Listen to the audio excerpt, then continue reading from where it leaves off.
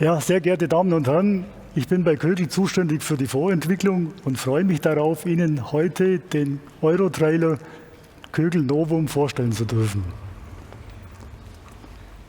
Herr Stempfle, ich habe Sie ja schon angekündigt, jetzt ganz unverschämt als Mr. Eurotrailer. Ich hoffe, Sie nehmen mir das nicht übel.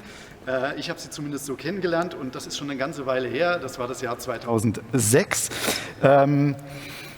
Wie ist es denn überhaupt zu dieser Idee des Eurotrailer gekommen? Lassen Sie uns mal ein bisschen in die Historie blicken. Ja, damals gab es einen Wettbewerb um neue innovative Nutzfahrzeugkonzepte. Und bei diesen Nutzfahrzeugkonzepten hat sich Kögel für einen pragmatischen Ansatz entschieden. Wir haben die Ladefläche verlängert um das Rastermaß der Europalette. Der eigentliche Clou war aber, dass es Kögel damals schon gelang, 300 Fahrzeuge in Deutschland in den Verkehr zu bringen, die teilweise bis heute ohne Probleme im Einsatz sind. Ja, pragmatische Ideen sind oft die besten, die funktionieren am besten. Aber vielleicht können Sie uns noch die wesentlichen Vorteile des Eurotrailer zusammenfassen. Wir sehen das ja auch hier auf der Plane aufgeführt.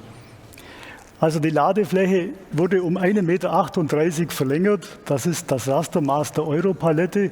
Und damit können bis zu 4 Europaletten mehr transportiert werden. Insgesamt sind das 37 Paletten und damit 12% mehr als bei einem herkömmlichen Sattelauflieger, der 33 Paletten fahren kann. Darüber hinaus ist die Ladelänge um diese 1,38 Meter verlängert worden auf 15 Meter. Gleichzeitig hat die Bundesanstalt für Straßenwesen, die BAST, festgestellt bei diesem Feldversuch als Ergebnis, dass eine CO2-Einsparung um bis zu 10% mit diesem Fahrzeugkonzept möglich ist und gleichzeitig es keine Rückverlagerung von Waren, Gütern von der Schiene auf die Straße gegeben hat. Wichtig ist auch noch zu erwähnen, dass die Balance zwischen Nutzlast und Nutzvolumen bei diesem Fahrzeug optimal getroffen wurde. So kann eine Europalette nach wie vor mit ca. 650 Kilogramm beladen werden, was für schwere Güter wie Sackware immer noch ausreichend Kapazität bietet. Also ein Fahrzeug, das nicht nur pragmatisch ist, sondern auch wirklich Ökologie und Ökonomie vereint miteinander. Wir haben es vorhin schon besprochen, diese Fahrzeuge, auch der Eurotrailer, wurde jetzt auf die Novum-Generation umgestellt. Was genau bedeutet das im Falle des Eurotrailers? Welche Vorteile haben wir denn hier? Ganz genau. Also die Vorteile, die in der Novum-Generation bei Kögel umgesetzt wurden, sind auch jetzt bei diesem Eurotrailer verfügbar. Das ist noch weniger Leergewicht am Fahrzeug, was letztendlich dazu führt, dass mehr Nutzlast dem Kunden zur Verfügung steht. Und mit Nutzlast verdient der Kunde ja sein Geld.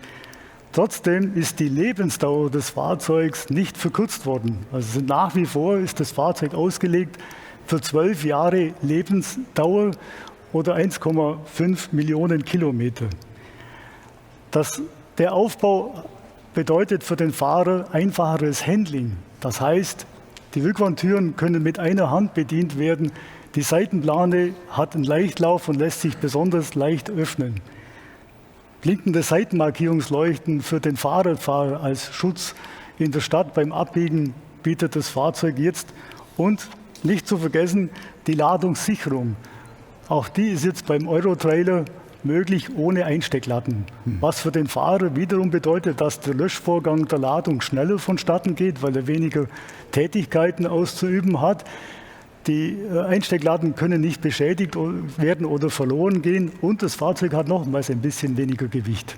Genau, jetzt haben wir das schon aufgesprochen. Es geht bei Novum ja nicht nur um die Umstellung des Chassis, es geht auch um die Umstellung des Aufbaus. Hier haben wir jetzt einen ganz speziellen Aufbau. Wir haben vorhin schon den Flexi-Use-Aufbau gehört beim Cargo Rail und hier haben wir den Strong-and-Go-Aufbau.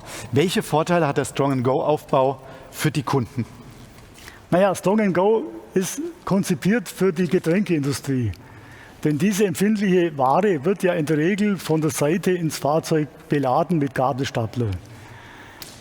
Die Ware ist besonders empfindlich. Jeder kann sich vorstellen, zerbrochene Flaschen, was das bedeutet. Und deshalb wird für die Ladungssicherung auch eine besondere Anforderung gestellt. In diesem XL-Test müssen höhere Werte erzielt werden. Kögel ist es nun mit diesem Konzept gelungen, auf die Einstecklatte komplett verzichten zu können. Selbst in der VDI 2700, die Konstruktionsvorschrift eines Rückhaltesystems, ist in die Plane integriert worden.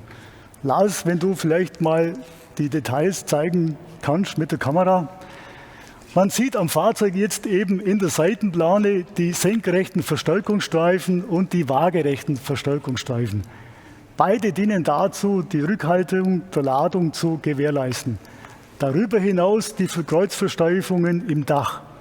Beides führt dazu, dass wir die Anforderungen der XL-Vorgaben für Getränke erfüllen, ohne die Einstecklatten. Jetzt haben wir hier ein Planenfahrzeug, jetzt haben wir ganz viel über den Strong-Go-Aufbau gehört. Welche Varianten vom Euro-Trailer halten wir denn noch vor? Also wie Sie sagen, wir haben hier den Standard Curtainsider. Natürlich gibt es das Fahrzeugkonzept auch als Mega. Mit 3 Meter Innenhöhe ist dieses Fahrzeug besonders fürs Volumen geeignet. Was bedeutet letztendlich, dass 102 Gitterboxen in 3 Lagen übereinander mit diesem Fahrzeugkonzept gefahren werden. Das ist ein deutlicher Unterschied zum herkömmlichen Fahrzeug, das ja nur 64 dieser Gitterboxen fahren kann. Trotzdem ist das Netto-Nutzlast je Gitterbox mit 180 Kilogramm immer noch hoch genug. Und insgesamt kann nahezu jede zweite Fahrt mit diesem Konzept eingespart werden. Also ein echter Gewinn für die Umwelt. Economy meets Ecology, Herr Stempfle. Aber jetzt sehen wir hier den Status quo. Werden dann die Trailer immer so aussehen wie dieser hier oder wird sich mittelfristig da auch was anderes ergeben? Was passiert denn gerade in Ihrem Kämmerlein der Vorentwicklung?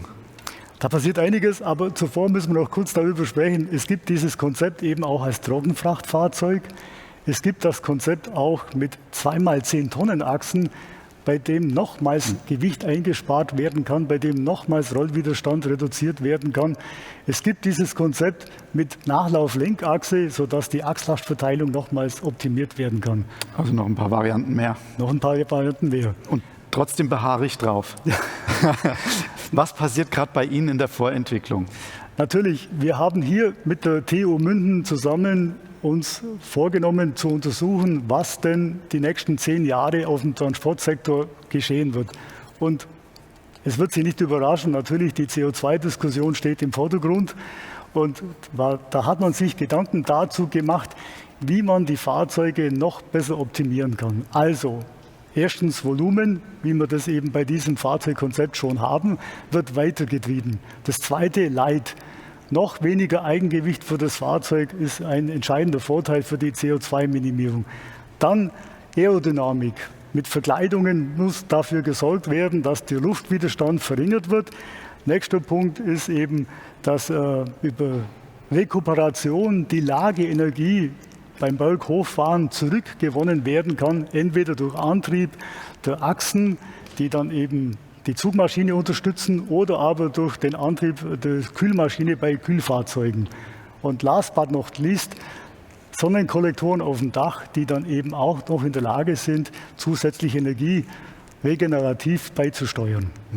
Und sofern ist das Jahr 2030 ja nun wirklich nicht mehr.